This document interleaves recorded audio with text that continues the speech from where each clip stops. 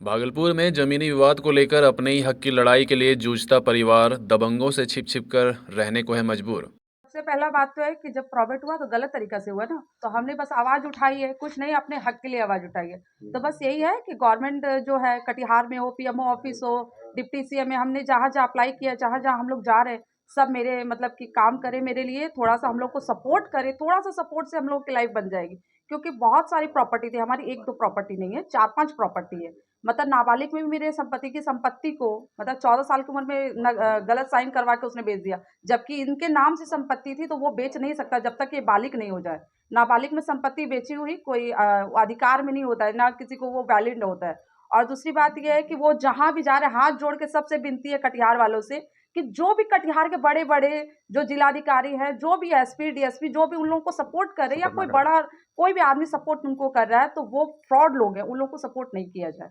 और ये जो संपत्ति है हमारी ऋषि भवन के पास में, जो वो दान पत्र में बता रहे हैं, जब तक हमारा बंटवारा नहीं हो जाए, ना वो किसी के दान में जाए, ना वो किसी के हक में जाए, ना किसी के नाम से मोटेशन हो, जब तक हम लोग नहीं चाहें, कोई भी अंचल अधिकारी इस पेपर से या इस प्रॉपर्टी से, ऋषि भवन की प्रॉपर्टी से छेड़छाड़ ना करे, प्रभु दयाल शर्मा की प्रॉपर्टी से, राजेंद्र प्रसाद शर्मा की प्रॉपर्टी से छेड़छाड़ ना करे। बस मेरी इतनी सी विनती है कटिहार वालों से।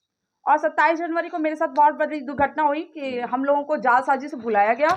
बुला करके हम लोगों को मेरे जेठानी ने कहा कि ठीक है, तुमको प्रॉपर्टी दिया जाएगा। मेरे पास एक बंदे की रिकॉर्डिंग भी है, वो रिकॉर्डिंग हम अभी नहीं सुना सकते क्योंकि मेरे को और भी खतरा हो सकता है आगे। तो मुझे बोला गया कि चलो ठीक है, तुम्हारा एक हिस्सा था, 51 लाख रुपया था, एक मकान में अलग हिस्सा भी था, तुमको सब दिया जाएगा, तुम आओ। जब हम लोग को गुप्त जगह पे बुलाया गया तो बहुत गंदी गंदी गालियों से, मतलब कि बहुत ज्यादा टॉर्चर किया कि तुम कहाँ कहाँ गई हो, कहाँ कहाँ क्या किया है मेरे जेठानी ने। और मेरी जेठानी ने ये चीज बोला, वो ड्रिंक की हुई थी मेरी जेठानी, उसने ये चीज कहा दारू पी करके मेरी जेठानी ने कि तुम्हारे टुकड़े टुकड़े करवा दूंगी, मेरे बड़े बड़े लोगों से सपोर्ट है, अगर तुम कोर्ट कचहरी या कोई बड़े अफसर के पास गई ये चीज को लेकर के, तो तुम्हारी बॉडी पार्ट्स नहीं मिलेंगे, तुम कहाँ जा रही हो। क्योंकि सबसे अहम भूमिका हम ही निभा रहे हैं, क्योंकि हम एजुकेटेड है, सारे प्रॉपर्टी पेपर हम ही निकलवा रहे, तो जितना भी खतरा है टोटल मेरे ऊपर ही है अब भी, जो प्रेजेंट में। हम यही चाहते हैं कटिहार में हर जगह पर जहां जहां हम लोग दौड़ रहे हैं कि हम लोग को न्याय मिले, इस संपत्ति में जहां भी अधिकार मिले, बस और कुछ नहीं। शांति से वो लोग भी अपना जिए, हमें भी जीने दे, और हमारी जो संपत्ति का जो अधिकार है, जो हमारा दादा परदादा की संपत्ति में अधिकार है, वो ऐसे किसी को जैसे कि दान में या दान पत्र में या किसी के नाम से मोटेशन ना हो। पहले हमारा हक हम लोग को मिल जाए, उसके बाद आप मनोज शर्मा, बबीता देवी, किसी को भी दान में दे, हमें कोई मतलब नहीं। जी, नाम अपना? मेरा नूतन कुमारी शर्मा। जैसे जैसे चुनाव नज़दीक आता जा रहा है वैसे ही राजनीतिक सरगर्मी तेज होती जा रही है। आज आम आदमी पार्टी भागलपुर शाखा द्वारा एक प्रेस वार्ता का आयोजन किया गया, जिसमें केजरीवाल अभियान के तहत कई राजनीतिक मुद्दों पर वार्ता हुई। जैसे मुख्य रूप से अरविंद केजरीवाल को नरेंद्र मोदी गिरफ्तार क्यों करना चाहते हैं जैसे विषयों पर वार्ता हुई।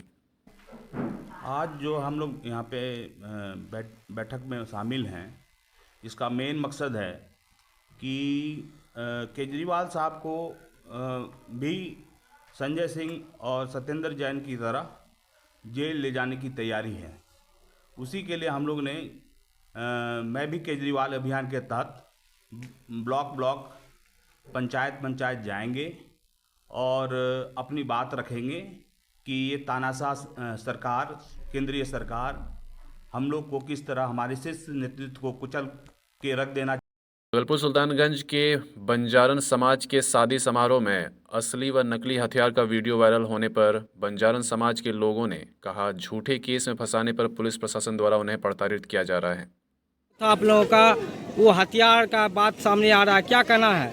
वो तो हम लोग नहीं समझते हैं, अब वो नकली था कि असली, वो मतलब नहीं, मगर वो बाहर का नाच था। वो कहाँ से आया था?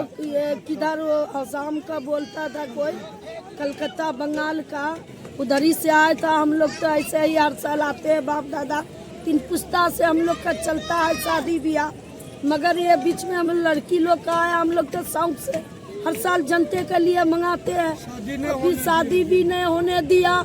और बीच में देखो वो नाच वाले क्या था, उसका हाथ में नहीं था, वो हम लोग का मालूम नहीं है। तो सर हथियार हथियार था कि अब नकली था कि असली था, वो समझ नहीं आया, कोई नहीं जानता है। मगर वो लड़की आया था बाहर का, वही दिखाया, कैसे क्या वो हम लोग का मालूम नहीं, हम लोग नहीं जानते। तो अब शादी भी नहीं हुआ कुछ लोग? शादी भी नहीं होने पाया अच्छे से, और नाच भी नहीं देख पाए हम लोग। उधर से दरोगा लोग आया, वही सब भगा दिया हम लोग। कितना का नुकसान हुआ आप लोगों का? बहुत नुकसान हो गया, कम से कम 10 लाख का नुकसान हम लोग का हो गया है, बहुत गया है। किसी का गरीब लोग का भी 2 लाख 4 लाख, कोई लाख, कोई 50,000, सब मिला के हम लोग ऐसा किए थे, सब कमेटी में मिला के। क्या नाम हुआ आपका? आपका क्या नाम? हमारा बेचनी देवी नाम है। बंजारन है। हम बंजारा। कहाँ से आते हैं आप लोग? हम लोग इधर बम्बई में रहते हैं, मगर 3 पुस्ता से हम लोग का इधर नाच ब्याह करने साल भर में 2 साल में 4 साल आते हैं, हम लोग करके चले जाते हैं। कब जाइएगा आप लोग? अभी बस हम लोग बस 15 दिन और रहेंगे, बस हम लोग चले जाएंगे। भागलपुर में विद्युत विभाग के तानाशाही रवैये से तंग आकर युवक ने कहा, मुझे इंसाफ नहीं मिला तो मैं भूखे यहीं दम तोड़ दूंगा। बिजली विभाग नाथनगर एसडीओ हमारे ऊपर झूठा केस कर दिया है, मीटर से छेड़छाड़ का आरोप लगाकर, जबकि हम मीटर, और वो एफआईआर में कह रहे हैं कि मीटर बॉक्स के अंदर रहता है, मीटर का सील सही है, बॉक्स का सील सही है, बक्सा सही है, तो हम चोरी कैसे कर सकते हैं।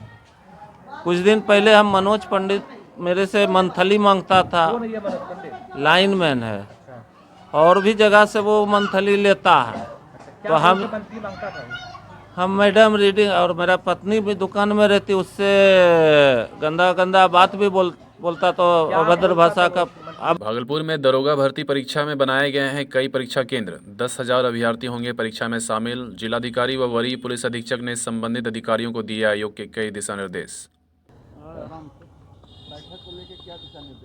कि अवर सेवा आयोग की जो सब इंस्पेक्टर्स की परीक्षा होती है पुलिस की, उसको लेकर के ब्रीफिंग थी। सारे केंद्राधीक्षक, स्टैटिक मजिस्ट्रेट जो प्रेक्षक की भी भूमिका में रहेंगे, इसके अतिरिक्त जोनल, सुपर जोनल मजिस्ट्रेट्स भी हम लोगों ने लगाया है, और सबको हम लोगों ने प्रॉपरली ब्रीफ भी कर दिया है कि टाइमली सेंटर पर पहुंचना है और शांतिपूर्ण तरीके से, निष्पक्ष तरीके से परीक्षा हम लोगों को संपन्न करानी है। 10,000 के लगभग कैंडिडेट जो है 2 पालियों में वो भाग लेंगे इस परीक्षा में, तो हम लोगों की पूरी तैयारी है। शिक्षक भर्ती की परीक्षा भी बहुत अच्छे से संपन्न हुई है, और ये परीक्षा जो कल निर्धारित है इसको भी हम लोग बढ़िया से संपन्न कराएंगे। कितने केंद्र बनाए गए? मेरे ख्याल से 22 है, 22 है सकता है, एक बार फिक्स देख लीजिएगा। 10,900 के लगभग अभ्यर्थी हैं, एक बार आंकड़ा चेक कर लीजिए। देखिए, कल बिहार अवर सेवा आयोग, पुलिस अवर सेवा आयोग के तत्वाधान में एक परीक्षा है, सब इंस्पेक्टर एंट्रेंस एग्ज़ाम है, और उसमें सभी केंद्रों पे पुलिस बल की तैनाती रहेगी, और जोनल मजिस्ट्रेट के साथ पुलिस पदाधिकारी रहेंगे। एसडीओ एसडीपीओ लगातार सभी केंद्रों पे भ्रमणशील रहेंगे, और हम लोग परीक्षा पारदर्शी तरीके से, शांतिपूर्ण तरीके से संपन्न करा लेंगे। कितने सेक्टर बनाए गए हैं? ये सेक्टर 3-3, 4-4 जो सेंटर हैं उनको मिला के एक सेक्टर बनाया गया है, और सभी सेक्टर में पुलिस पदाधिकारी और मजिस्ट्रेट की प्रतिनियुक्ति की गई है, जो कि पूरी परीक्षा के दौरान उसके पूर्व से ही भ्रमणशील रहेंगे और सभी केंद्रों पर जाकर व्यवस्था को देखते रहेंगे। तीसरी आंख से भी निगरानी होगी? बिल्कुल रहेगा। सीसीटीवी कैमरा की प्रतिनियुक्ति सभी सेंटर्स पर की गई है। जैमर्स लगाए गए हैं ताकि जो मोबाइल का सिग्नल है उसको रोका जा सके। तो पूरी तरीके से हम लोग मुस्तैद हैं और परीक्षा अच्छे से संपन्न हो जाएगी। सर